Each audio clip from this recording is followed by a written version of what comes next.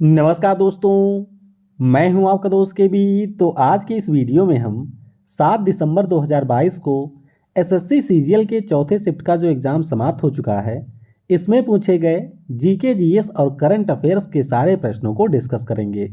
तो पूरा वीडियो बहुत ही ध्यान से देखिएगा। इस वीडियो की जो पीडीएफ फाइल है वह आपको टेलीग्राम चैनल केवी गुरुजी या kvguruji.in के ऊपर मिल जाएगी।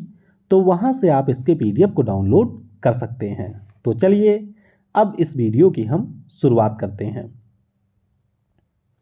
पहला प्रश्न पूछा गया कि इंटरनेट की पहुंच का जो मौलिक अधिकार है ये आपको भारतीय संविधान के किस अनुच्छेद में देखने को मिलेगा। तो जरूर ध्यान रखिएगा, बहुत ही ज़्यादा महत्वपूर्ण है।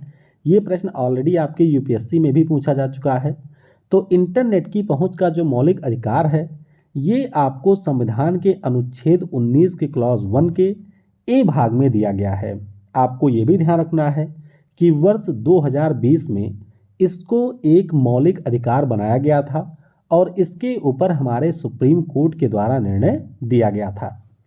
अगला प्रश्न पूछा गया कि उड डिस्पैच भारत में कब आया था। तो उड डिस्पैच की अगर हम लोग बात करते हैं तो ये भारत आया था 1854 में। अब है ये क्या, देखिए चार्ल्स उड की अगर हम लोग बात करते हैं तो ये आपके ब्रिटिश ईस्ट इंडिया कंपनी के बोर्ड ऑफ कंट्रोल के अध्यक्ष थे और इन्होंने भारत में शिक्षा के लिए एक योजना बनाई थी और उसी योजना को एक लेटर के रूप में इन्होंने लॉर्ड डलहौजी के पास में भेजा था और इसी को हम लोग वुड्स डिस्पैच के नाम से जानते हैं। तो आपको ये ध्यान रखना है कि वुड्स डिस्पैच 1854 में भारत आया था। अगला प्रश्न पूछा गया कि पोटास एलम का रासायनिक फार्मूला क्या है। तो 9वीं और 10वीं कक्षा में आपने ज़रूर इसके बारे में पढ़ा होगा। इसे हम लोग फिटकरी के नाम से भी जानते हैं, यानी कि इसका कॉमन नाम फिटकरी है। फार्मूले की बात करें तो K2SO4 Al2SO4 का होल थ्राइज .24H2O। तो मैंने तो इसको हाई स्कूल में बहुत ज़्यादा रटा था। तो K2SO4 Al2SO4 का होल थ्राइज .24H2O ये आपके पोटास एलम का रासायनिक फार्मूला है। अगला प्रश्न पूछा गया कि इलेक्ट्रिक करंट की इकाई क्या है। ऑलरेडी ये पहले भी पूछा जा चुका है, तो आपको ध्यान रखना है इसकी इकाई होती है एम्पियर। इससे पहले आपसे विद्युत आवेश यानी इलेक्ट्रिक चार्ज का भी यूनिट पूछा जा चुका है, तो इसकी यूनिट होती है आपकी कूलाम। अगर हम लोग प्रतिरोध यानी कि रेजिस्टेंस की बात करते हैं तो इसकी यूनिट होती है यहाँ पर ओम। वाणिज्यिक ऊर्जा की यूनिट भी आज पूछी गई, पहले भी पूछी गई और इसकी यूनिट होती है किलोवाट आवर। अगला प्रश्न पूछा गया कि वर्ष 2022 के विधानसभा चुनाव के बाद उत्तर प्रदेश के उप मुख्यमंत्री कौन बने हैं। तो आपको ध्यान रखना है कि ब्रजेश पाठक उत्तर प्रदेश के उप मुख्यमंत्री के रूप में अपॉइंट किए गए। आपको ये भी ध्यान रखना है कि केशव प्रसाद मौर्य 2017 के विधानसभा चुनाव के बाद उप मुख्यमंत्री बनाए गए थे और इनको 2022 में एक बार फिर से उप मुख्यमंत्री के पद पर अपॉइंट किया गया है। बाकी यूपी के सीएम के बारे में आप सभी को पता होगा कि महंत योगी आदित्यनाथ उत्तर प्रदेश के वर्तमान में मुख्यमंत्री हैं और 2022 में यहाँ पर विधानसभा के चुनाव संपन्न हुए। अगला प्रश्न पूछा गया बच्चों वाला कि गुड़ी पड़वा त्यौहार जो है ये हमारे किस राज्य में मनाया जाता है। तो मराठी लोगों के नए वर्ष का ये त्यौहार होता है और ये मनाया जाता है हमारे महाराष्ट्र राज्य में। अब कई सारे राज्यों के नए वर्ष से आपसे अक्सर प्रश्न पूछ लिए जाते हैं, जैसे कि केरल का नव वर्ष आपका विशु होता है, सिख धर्म का नव वर्ष भी पूछा गया जो कि बैसाखी होता है, जम्मू कश्मीर का नवरेह होता है, आंध्र प्रदेश के नव वर्ष को उगादी कहते हैं, उड़ीसा का नया साल पाना संक्रांति है, पश्चिम बंगाल का पहला बैसाख है, असम का बोहाग बिहू होता है। इसी प्रकार से नवरोज आपके होता है पारसी समुदाय का। तो ये सारे नए वर्ष के त्यौहार हैं, इन्हें आपको जरूर याद रखना है। अगला प्रश्न पूछा गया कि वर्ष 2021 में T20 क्रिकेट विश्व कप की मेज़बानी किस देश ने किया। ध्यान रखिएगा 2021 वाला पूछा था। तो 2021 का जो T20 वर्ल्ड कप है ये आपके ओमान और यूएई इन दोनों में संयुक्त रूप से आयोजित किया गया था। 2021 के T20 वर्ल्ड कप की बात करते हैं तो इसका खिताब जीता था ऑस्ट्रेलिया की टीम ने। वहीं पर 2022 में भी T20 क्रिकेट वर्ल्ड कप हुआ है, जिसका आयोजन आपके ऑस्ट्रेलिया में किया गया है। और इस टूर्नामेंट में इंग्लैंड की टीम ने पाकिस्तान को फाइनल में हराया था।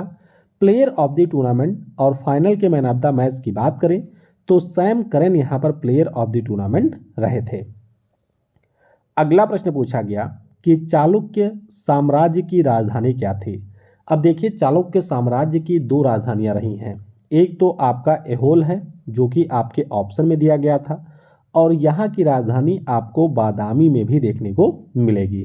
चालुक्य साम्राज्य की अगर हम लोग बात करते हैं तो 543 ईस्वी में पुलाकेशिन प्रथम के द्वारा इस साम्राज्य की स्थापना की गई थी, और इन्हीं के द्वारा राजधानी को बादामी में भी आपके स्थापित किया गया था। अगला प्रश्न पूछा गया, रिपीटेड है, कि ब्लीचिंग पाउडर यानी कि जो विरंजक चूर्ण होता है, इसका फार्मूला क्या है। तो ब्लीचिंग पाउडर यानी कि जो विरंजक चूर्ण है, इसका फार्मूला होता है CaOCl2। क्या होता है? CaOCl2 इसका फार्मूला होता है, और इसे हम लोग कैल्शियम हाइपोक्लोराइड के नाम से भी जानते हैं। अगला प्रश्न पूछा गया कि भारत के वर्तमान विदेश सचिव कौन हैं। तो इसी साल हमारे भारत के नए विदेश सचिव अपॉइंट किए गए हैं, जो कि पहले आपके नेपाल के राजदूत थे। नाम इनका है विनय मोहन क्वात्रा। किसका इन्होंने स्थान लिया था? तो हर्षवर्धन श्रृंगला साहब का इन्होंने स्थान लिया था। अगला प्रश्न पूछा गया कि वर्ष 2022 में राजीव कुमार जी भारत के मुख्य निर्वाचन आयुक्त के पद पर अपॉइंट किए गए हैं। तो आपको बताना है कि ये कौन से नंबर वाले हमारे चीफ इलेक्शन कमिश्नर बने हैं।